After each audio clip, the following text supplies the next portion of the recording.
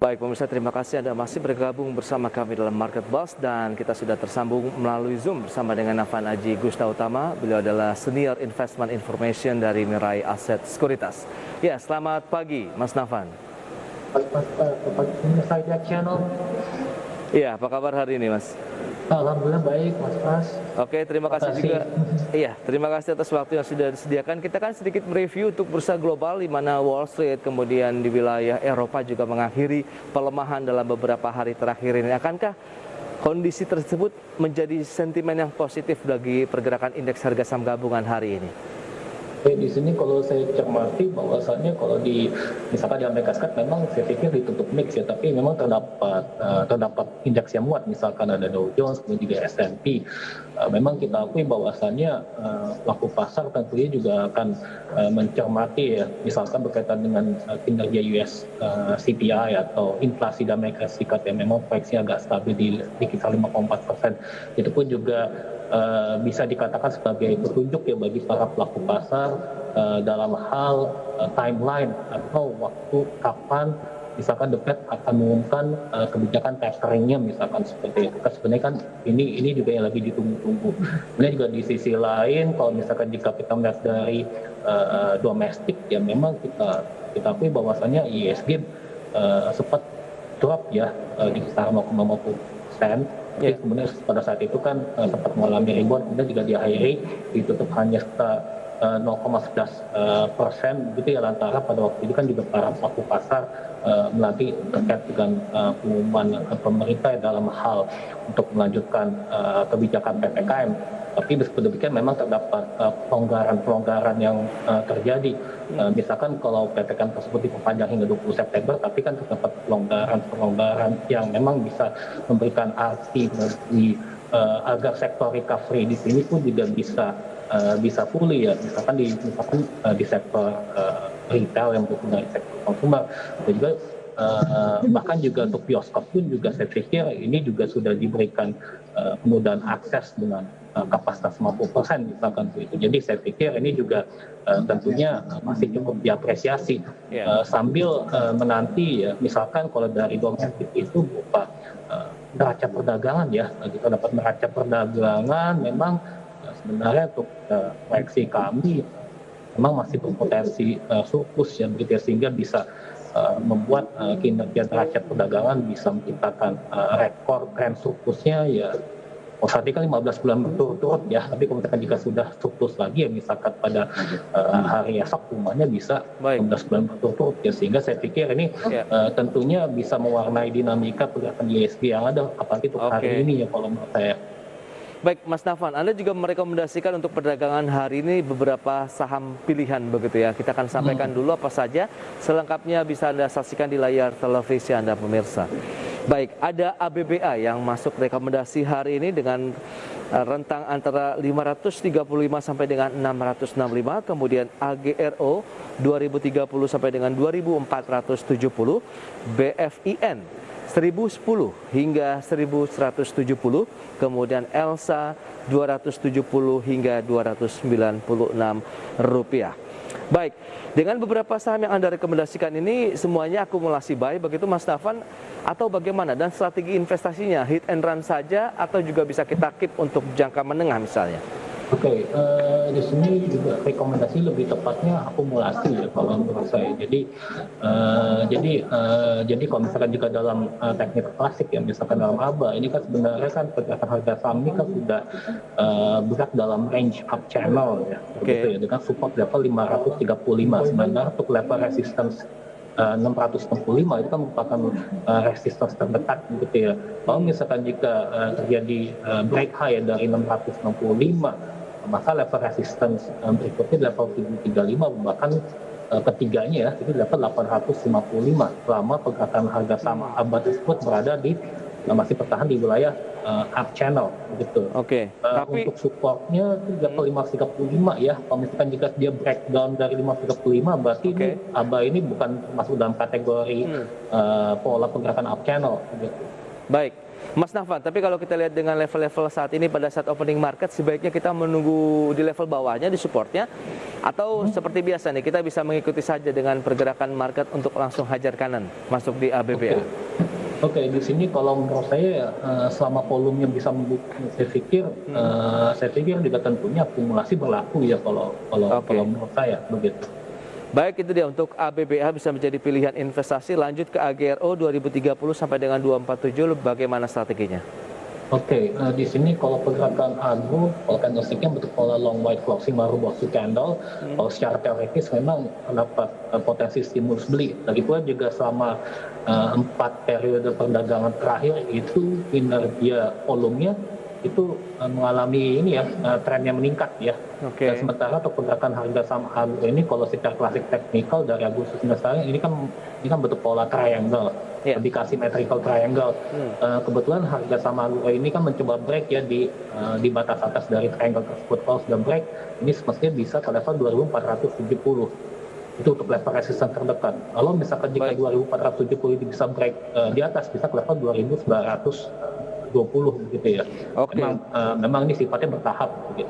Baik, ABBA dan AGRO apabila menembus masing-masing level resistennya, peluangnya justru lebih bagus ya nampaknya untuk bisa menjadi bagian dari koleksi investor. Baik, masih ada Bovin dan Elsa, kita akan bahas di segmen berikutnya. Mas Nafan dan pemirsa, kami akan segera kembali sesaat lagi.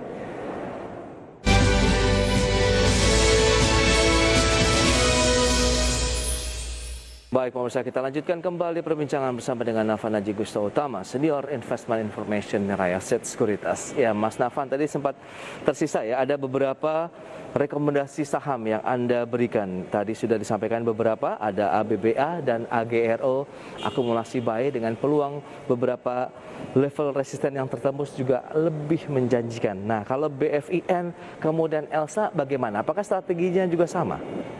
Oke, di sini kebetulan untuk BFIN pergerakan harga sahamnya masih within the triangle ya, jadi masih di antara garis triangle. Tapi meskipun demikian, kelihatannya juga BFIN kemarin pergerakan harga saham sudah rebound dari batas bawah dari triangle. Jadi semestinya kalau secara teoritis BFIN ini mestinya menguji level resistance di batas atas dari triangle tersebut.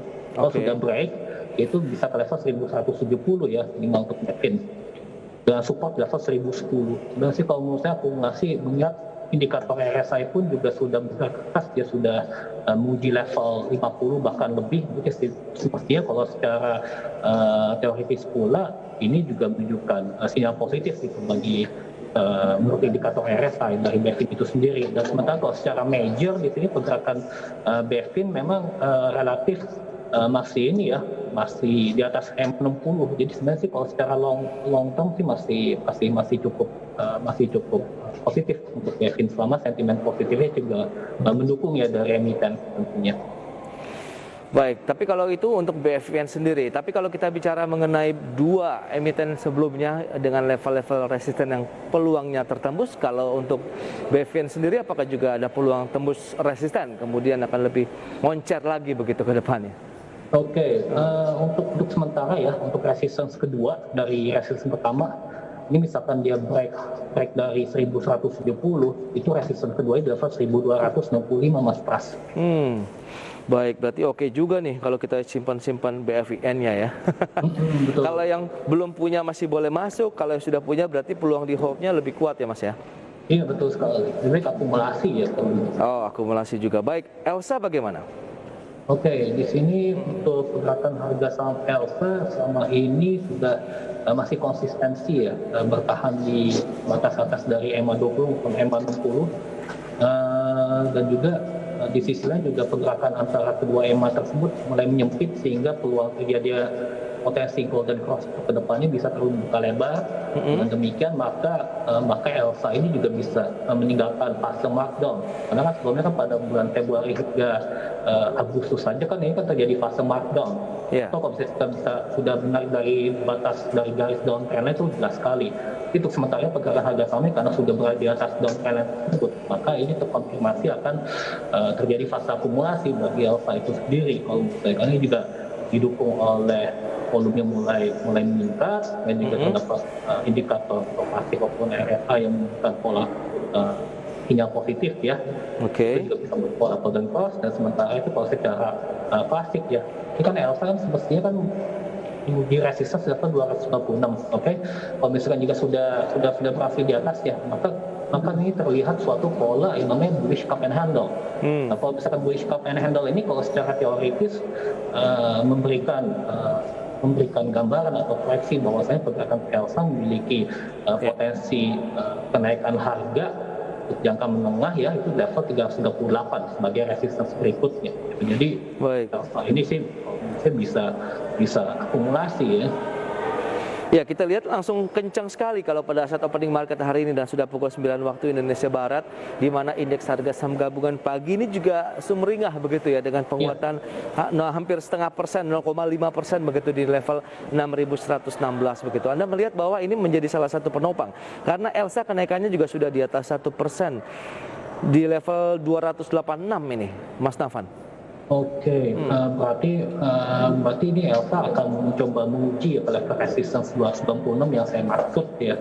Oke. Kalau misalkan jika dia bentuk suatu candle hijau ya pada hari ini, ya semestinya sih kalau secara teoritis hari besok pun juga masih terdapat potensi apresiasi ya, kalau misalkan jika sentimen positif baik itu dari domestik maupun dari global itu sangat mendukung gitu ya. Sehingga nanti pola candle yang terbentuk itu bisa advancing soldiers candlestick pattern, dan itu juga bisa konfirmasi bahwasanya Elsa ini mulai markup, dan juga indikator moving average yang saya sebutkan tadi itu bisa berpola golden cross gitu.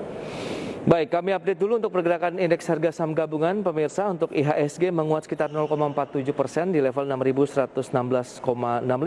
Kemudian Jakarta Islamic Index hari ini juga menguat 0,33% di level 540,87. Kemudian LQ45 naik sekitar 0,42% di level 869,055. Memang trennya terdorong lebih kepada sentimen tadi yang sudah disampaikan di awal, Mas Nafan. Wall Street-nya mengakhiri penurunan berturut-turut, demikian juga dengan bursa Eropa dan Asia pagi ini juga. Jepang, kemudian Korea pagi ini juga dibuka menghijau. Apakah itu yang akan menjadi sentimen cukup kuat? Tapi lagi-lagi 6.100 itu rawan profit taking loh, Mas Nafan. Apakah juga akan terjadi hari ini? Ya, memang kalau kita akui bahwasannya terkait dengan potensi terjadi aksi profit taking itu merupakan suatu hal yang wajar ya dalam dinamika perkembangan pasar modal khususnya di tanah air. Misalkan kalau selama pergerakan IHSG pada sore nanti misalkan masih belum berhasil menembus di atas 6.110, maka ini kan katanya kan pola shooting star berbentuk ya kalau secara teknikal. Entah itu kalau secara sentimen kan sebenarnya kan para pelaku pasar menanti ini ya dinamika CPI begitu kan. Baik. Kalau saya US CPI ini kan sebenarnya ditunggu-tunggu oleh para pelaku pasar global. Kalau misalkan jika kinerja dari US CPI ini tidak mengalami tren kenaikan misalkan di atas 5,4%, berarti kan ini kan cenderung stabil di level tersebut ya. Dan juga sebelumnya kan juga kinerja dari US non-farm payroll yang Serikat pun juga masih menunjukkan tanda-tanda yang masih belum positif gitu. Jadi kemungkinan para pelaku pasar bisa mendapatkan petunjuk bahwasanya mungkin Fed akan menunda pengumuman terkait dengan kebijakan tapering ini, jadi lebih ditunda mungkin bisa Desember. Baik. Nanti dinamika. Mas Nafan, saya akan sampaikan dulu data-data saham-saham yang menjadi penggerak ya, seekers-nya dari IHSG nih, saham-saham yang masuk dalam deretan top gainers. Pemirsa selengkapnya bisa Anda saksikan di layar televisi Anda. Apa saja yang pagi-pagi ini sudah mulai diburu nih oleh para investor. Ya, ada Bank BRI hari ini kembali lagi mengalami penguatan sekitar 0,27%. Kemudian Astra Internasional hari ini juga masuk top gainer. Ada BBHI, kemudian BBYB. Rata-rata sektor perbankan yang kemarin dilepas oleh investor sekarang sudah mulai masuk bagian dari koleksi lagi. Dan top losersnya apa saja? AGRO, Antam, KBAG, kemudian DYAN. Itu dia saham-saham top loser hari ini. Dan kalau kita cermati memang ini kita tahu pergantian yang masuk dalam deretan top gainer dan top loser cukup kuat sekali begitu. Sering bisa dikatakan Mas Nafan. Apa yang bisa dilihat begitu? Apakah memang akhirnya banyak yang hit and run begitu dari para investor? hedge ini guys, kalau saya cermati memang terjadi rotasi saham ya yang dimiliki oleh para pelaku investor. Jadi saya akui ya mungkin para pelaku investor kalau menjalankan kebijakan ini ya trading ya, dan pendek ya, gitu ya. Atau mungkin seperti yang dikatakan Mas, memang hit and run begitu ya, dan hal tersebut adalah wajar karena mereka bisa mendapatkan gain yang maksimum memang di tengah-tengah terjadinya yang namanya September effect ya, kalau saya gitu ya, itu kan juga membuat katanya kalau bulan ini lebih cocok ini ya, lebih cocok pelaku traders ya gitu ya, menjalankan segala aktivitas perdagangan di pasar modal tanah air. Kembali kita juga melihat katalis positifnya ya, terutama juga kalau BRI kan ini kan juga isunya kan bukan hanya karena faktor rights issue saja kan, tapi ini kan perusahaan ini kan yang ditetapkan oleh pemerintah untuk menjalankan kebijakan holding ultramikro ya, begitu ya, agar supaya bisa mendukung kinerja sektor UMKM di tanah air agar bisa berkembang secara berkesinambungan. Sebab kalau misalkan jika belum terbentuk holding ultramikro ya, maka kan akan terjadi ketimpangan yang memang sih perbankan pasti lebih sustainable dan dengan didukung oleh faktor likuiditas yang memadai, tapi kan UMKM di sini kan juga perlu sustain. Baik, betul. Karena ini kan UMKM ini kan jadi motor penggerak daripada perekonomian nasional kita, dan selama ini kan ya pandemi COVID-19 memang sektor UMKM ini kan memang diperlukan kebijakan pemerintah yang bisa efektif ya, kalau menurut saya agar supaya bisa membantu daripada sektor UMKM ini bisa sustainable yang menghadapi krisis COVID. Baik. Oke, berarti memang banyak sekali sentimen-sentimen yang juga didukung oleh pemerintah khususnya dalam penerapan PPKM yang diharapkan juga akan lebih ada relaksasi ke depan begitu terkait dengan adanya aktivitas ekonomi di masyarakat yang semakin meningkat. Baik, Mas Nafan, terima kasih banyak atas waktu yang diberikan dan juga analisis serta rekomendasi saham yang Anda berikan untuk pemirsa IDX Channel. Selamat melanjutkan aktivitas Anda kembali dan stay healthy, Mas Nafan. Terima kasih Mas Pras. Ya. Baik pemirsa, jangan beranjak dari tempat Anda karena di segmen berikutnya seperti biasa masih banyak informasi menarik akan kami sampaikan dan akan disampaikan oleh rekan kami kembali Fajar Wayong dan Mangi Feracong.